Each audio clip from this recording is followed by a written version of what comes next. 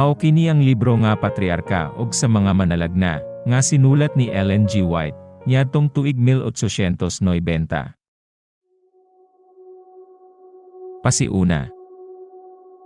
Ang mga magpapatik nagpagula niini nga basahon, gikan sa usa ka hugot nga pagtuo, nga kini makasabwag og kahayag sa usa ka hilisgutan nga labaw ang pagkahinungdanon, og sa tanan nga kaikag, ug usa nga gitingguha pag-ayo ang kahibalo.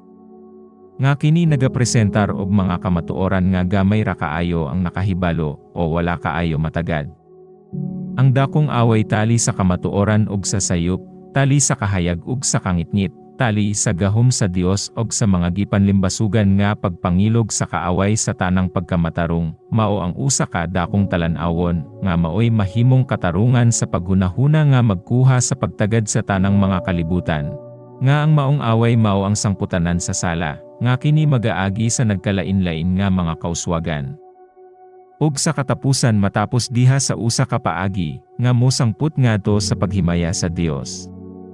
Og sa taas pa nga pagtuboy sa iyang maunungon nga mga sulugoon, ingon ang pagkadili kaduha-duhaan sa Biblia, nga maoy usa ka pinadayag ngadto sa katawuhan gikan sa Dios. Kanang mao nga pulong nagapadayag sa dagkong mga bahin nini nga away, usa ka bugno nga nagsabak sa katubsanan, sa usa ka kalibutan. Ug aduna unyay pinasahi nga mga panahon, nga kining maong mga pangutana moangkon sa dili na andan nga kaikag. Ug kini mahimong butang nga mag-una ang pagkahinungdanon sa pagsabot sa atong relasyon ngan hanyana. Ang mao nga panahon mao karon, kayang tanang mga butang nagpaila, nga kita karon makahimo na sa paghinam nga masaligon sa paglaom, nga kining dugay na nga away nagakahaduol sa iyang katapusan. Apan bisan panini, daghan karon ang daw buot magpahikling ngadto sa pagkasulusugilanon lamang, kanang bahin sa basahon nga nag-abli sa atong pananawon sa mga lakang nga nalambigit ang atong kalibutan nining dako nga isyo. Ug ang uban, bisan naglikay niini nga dakong talanawon, daw hilig nga moila niini ingon nga kinaraan ug dili mahinungdanon. Ug sa ingon niini madala sa pagtagad niini uban sa pagpabaya. Apan kinsa kaha ang dili gusto mo tan-awngan ha sa sekreto, nga mga hinungdan sa hilabihan ka makatingala nga pagbiya. Sa pag-ila sa iyang espiritu, sa pagtimaan sa iyang mga sangputanan, og sa pagkat-on saon sa paglikay sa iyang mga sangputanan. Ang maong mga tema maoy ginahisgutan niini nga basahon.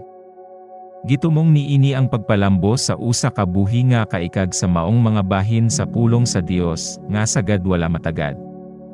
Kini nagahatag og bag-ong kahulugan sa mga saad, og sa mga tagna sa balaan nga kaagi. Nagalaban sa mga paagi sa Dios sa pagsanta sa pangalsa, ug gipakita ang kahibulongang grasya sa Dios diha sa paglaraw og paagi sa kaluwasan alang sa tawong makasasala. Sa ingon niini ginadala kita sa kasaysayan nini nga buhat, ngadto sa usa ka panahon sa diha nga ang mga plano ug ang mga katuyuan sa Dios, gibukhad nga matin-aw ngadto sa pinili nga katawhan. Bisan pa kini nagahisgot sa mga hilisgutan nga hilabihan kahalangdon, og mga hilisgutan nga makaukay sa kasing-kasing ngadto sa iyang mga kahiladman, og makapukaw sa labing malagsik nga mga pagbati sa kaisipan. Ang paagi sa pagsulat sayon sabton, og ang pinulongan niya noog diretsyo. Among girekomendar kining basahon ngadto sa tanan nga may kalipay sa pagtuon sa Dios non nga plano sa tawhanon nga katubsanan, og nagbati og bisan unsa nga kaikag diha sa relasyon sa ilang kaugalingon nga mga kalagnato sa mapasig ulyon nga buhat ni Kristo.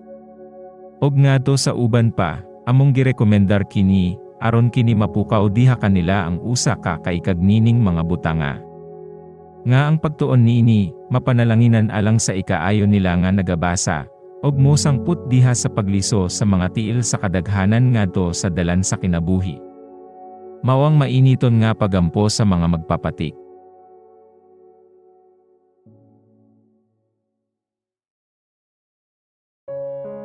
Salamat sa pagpamalandong.